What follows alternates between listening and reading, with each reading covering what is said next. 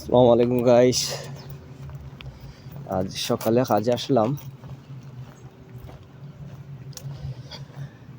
এই মাসের হোটেল বন্ধ হয়ে যাবে, তো আমাদের কাজ সবসময় চলবে, কারণ আমরা তো গার্ডেনের কাজ করি, যার কারণে সবগুলা গাছ ছাঁটাই করে দিতে হয় এবং বড় গাছ কাটে দিতে হয়, পরিষ্কার পরিচ্ছন্ন সবগুলো করতে হয়।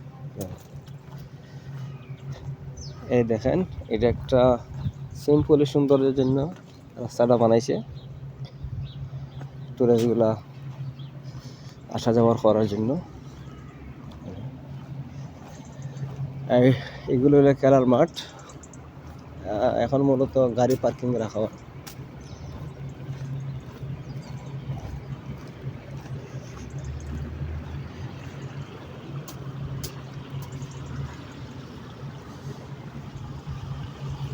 দেরিশের দ্বীপগুলো আর কান্ট্রির মতনই লাগে, মরুভূমির মতন লাগে। ঠিক আছে, এই হলো সুইমিং পুল উপরে।